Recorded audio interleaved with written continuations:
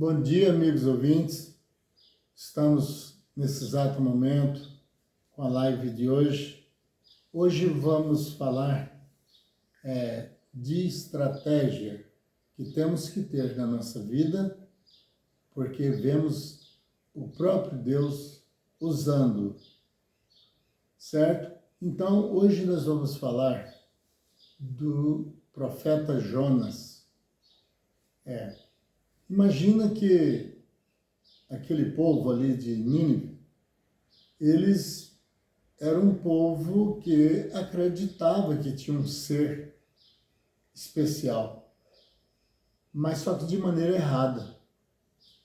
É quando erramos, é quando pensamos e queremos concluir o nosso pensamento da nossa maneira, né? E às vezes não olhamos com cuidado, né? Fazendo pesquisa, e aí chegamos nessa situação, né? De errarmos. Aquele povo ali em Nínive, eles viviam em pecado, mas no entanto acreditavam em um Deus. Eles nunca o tinham visto, e nem obra alguma, porque tudo que acontecia de bom na vida daquela cidade ou daquele povo, eles atribuíam isso como se fosse esse Deus que eles criam.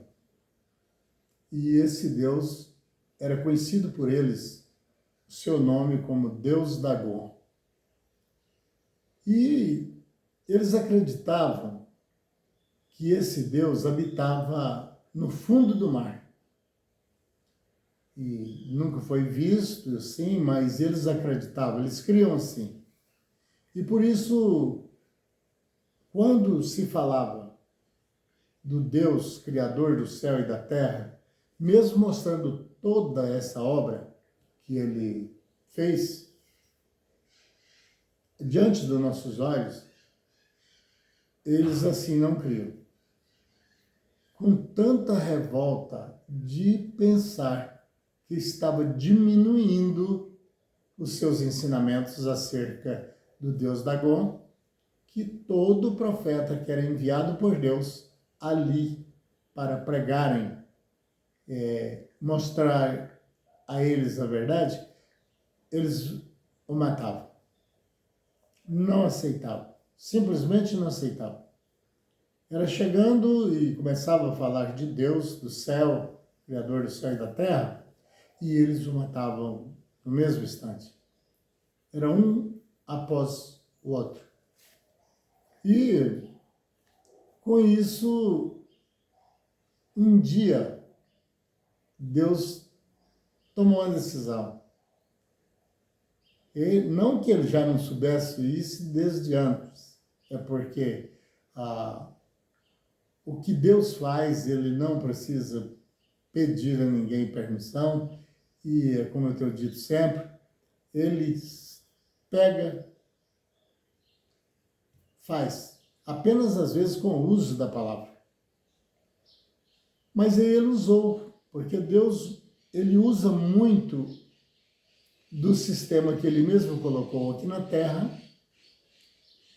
para que fique mais fácil que nós o entendamos, certo? E aí, ele pegou, mandou que Jonas fosse, o profeta Jonas. Agora chegou a vez dele. Ele não colocou o que poderia mudar e que iria acontecer com ele o mesmo que aconteceu com os seus colegas profetas. Ele só pensou nisso. Vão me matar. Eles não aceitam.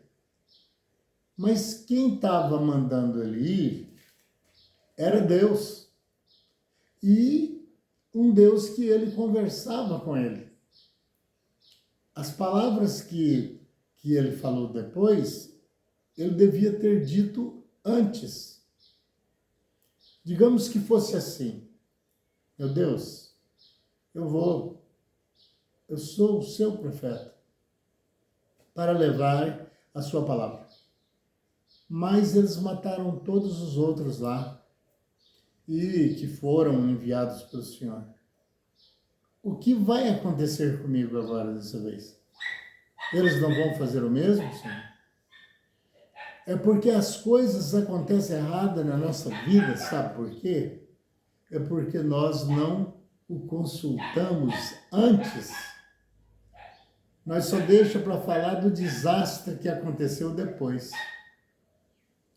Vamos voltar um pouquinho aqui, um pouco fora do texto de Jonas. Um famoso, seja em qualquer área, dificilmente se vê tanta propaganda a respeito, elogios pelas coisas que essa pessoa faz. Dificilmente você vê. Mas morre esse elemento para você ver. Um bando de fariseu que agora nos canais de televisão, rede social, um falando com o outro, oh meu Deus, não devia morrer. Aqueles outros fariseus lá de cima vêm dizendo, vai fazer muita falta para nós. Ele era tão bom, grande homem, grande mulher. Mas isso depois que ele morreu. Principalmente, quanto mais trágica seja a sua morte, mais ibope dá. É tipo eles fazem com os pobres, né? Às vezes elogia o rico, faz essa propaganda toda que também quase 100% é covarde, é desonesta, porque não elogiaram antes, enquanto a pessoa poderia até se sentir bem, ser elogiado, não é isso? Eles fazem com o pobre. Aquele que está debaixo da ponte, certo? Às vezes aparece morto, às vezes até de fome, é um prato cheio para a mídia. Olha, encontramos um cadáver debaixo da ponte. Agora vamos ver os efeitos que vai sair, as suposições. Ele deveria ser um bebum qualquer, bebeu demais. Nunca se falam, será que ele não comeu demais? Né? É porque tudo o que existe dentro, no meio de nós, do público em si, tem que ser pensado, colocado em seu devido lugar. Esse elemento nunca foi visto por ninguém sendo pobre. Quando, às vezes, num tambor de lixo, pegando ali alguma coisa para o seu alimento, e às vezes, quem sabe, tem até filhos, ele foi visto como um mendigo, simplesmente. E você tenha cuidado com ele, que ele pode roubar. Nunca se fala, vamos cuidar, de certa forma, investigando como que se vive essa pessoa. Ele está no meio de nós. Será que não temos alguma coisa que até as leis seria obrigada por ser um patriota, diferenciado em seu jeito de ser, com pensamentos frágeis, não alcançou objetivos que levaria a ser melhor e ter as coisas, ter alimento, e aí não é visto assim, mas para chamá-lo de um qualquer, né? Digamos assim, um nada. Nessa hora, você não imagina o ibope.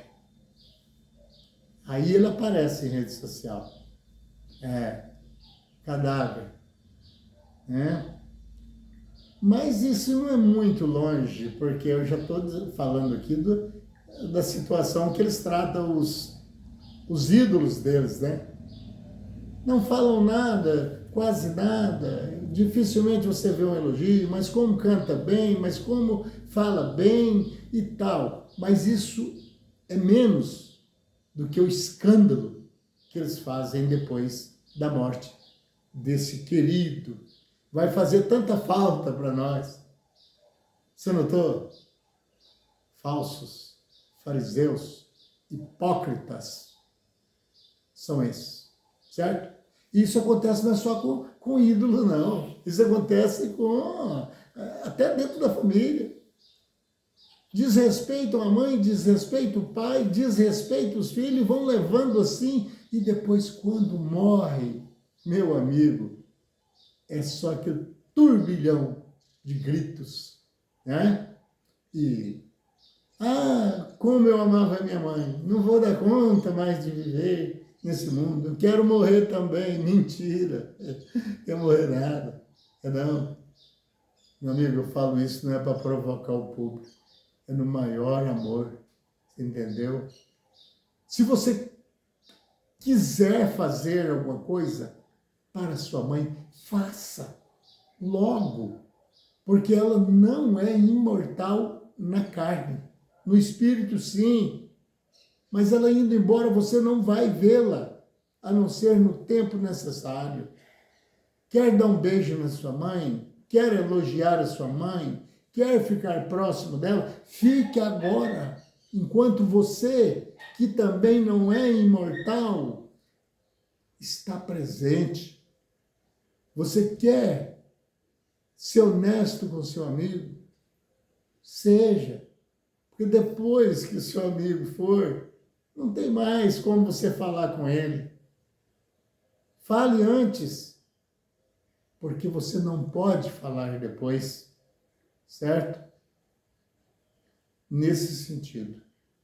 E aí, Deus, super inteligente, essa potência de sabedoria, usou o seguinte termo: já que eles acreditam que Deus, e eles não são tão ruins, o problema deles está nessa adoração no sentido errado. E eu tenho que fazer alguma coisa por eles, para que eles abram os olhos e enxerguem a maneira correta. Quando formos ensinar alguma coisa a alguém, vamos ver o resultado que pode provocar antes que ele seja provocado. Certo? Porque depois nem sempre há jeito de voltar atrás, né? Para consertar os erros que fizemos. Então, Deus deu essa aula interessantíssima e disse: Jonas, vai lá. E Jonas, sabendo o que poderia estar esperando ele lá, que ele viu os seus amigos, como eu já disse, profetas, se dando mal, né? Eles não aceitavam, não tinha jeito, já eram uns quantos que tinham feito isso, já falou: eu vou não, vou de jeito nenhum. O navio que ia para Nínive, ele não o tomou. Tomou um outro no sentido contrário, que ia para Tarsis. Eu vou fugir para lá. Eu vou me mandar. Não vou lá, não. Eu não vou lá ser mais um, não. Porque eles vão me matar assim que eu chegar. E Deus quer que eu fale dele, falo da sua grandeza, e nada mais justo do que isso. Mas eles matam se falar. O que eu posso fazer? Eu vou fugir. Veja só. Quando não analisamos, nós erramos. Sabe por quê? Jonas conhecia Deus mais do que eu, mais do que você. Ele falava com ele, ele obedecia suas ordens. Ele sabia que não tinha como esconder de Deus. Ele conhecia tudo acerca de Deus. Ele sabia que fugir não era o sentido certo. Ele tinha que dialogar com Deus. Senhor, eles vão me matar, Senhor. Use comigo de misericórdia. Eu sei que sou seu trabalhador e quero ser fiel. Mas eles vão me matar, senhor. Na minha maneira de ver, até minha fé está ficando pequena, senhor. Porque o senhor mandou os outros também e eles mataram.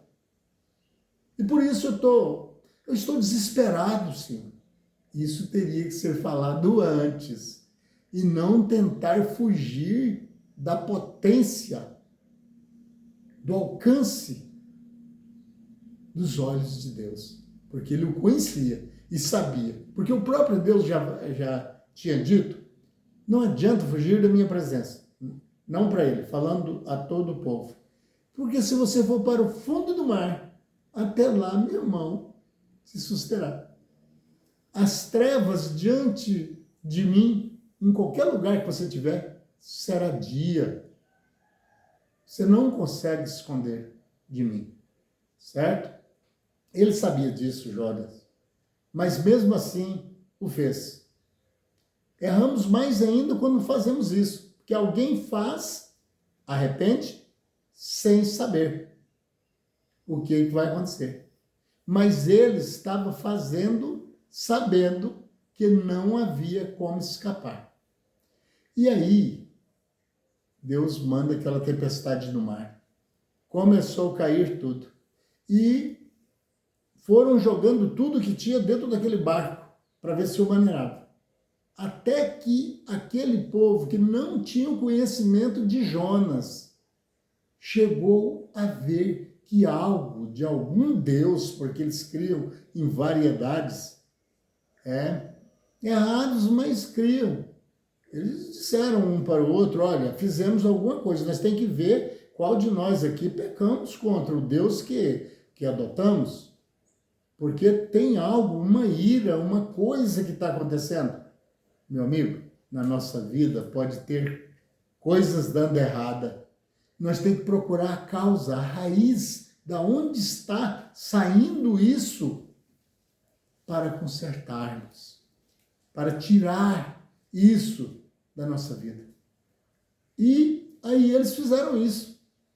E Jonas, amedrontado, desceu para o porão, não queria nem presença de pessoas, ele estava com medo e fugindo, né?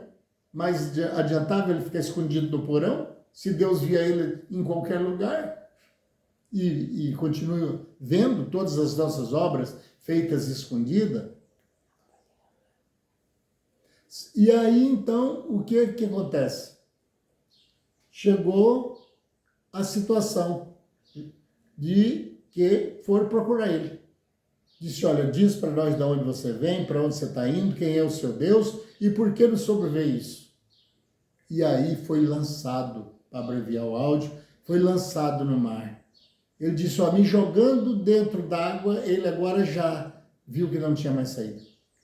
Eu morro, mas vocês ficam livres do castigo, porque eu sou o culpado. Essa tempestade é por causa de mim. Eu desobedeci a meu Deus e por isso aconteceu isso. E jogaram na água, foi engolido por um grande peixe, que possivelmente é a baleia, né? E a baleia foi e vomitou ele na praia, cheia de pessoas. E o que aconteceu com isso? Aí eles saíram propagando, gritando, aqui o Deus Dagon acabou de sair da água.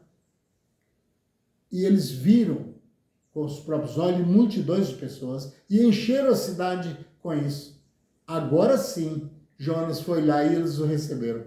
Porque Jonas disse que o Deus era o do céu, o Deus verdadeiro. Aí eles diziam, eis aí o Deus Dagon. Ele está falando que devemos crer no Deus que fez o céu e a terra. Aí então o aceitaram, porque a mentira só dura até a verdade chegar. E isso acontece na nossa vida todos os dias. E nós não tomamos como lição. Temos que ter cuidado com a vida espiritual e a vida material. Senhor, meu Deus, nós agradecemos ao Senhor que os seus santos espíritos e anjos que nos cercam todos os dias, que faça o que for possível pelos nossos ouvintes, pelas pessoas que habitam a terra, Senhor, e que está precisando do esclarecimento para não fazer o mesmo que Jonas. Senhor, meu Pai, glorificadas o teu nome, acima de todas as coisas, em nome de nosso Senhor Jesus, com fé no Filho de Deus, a fé que vence o mundo.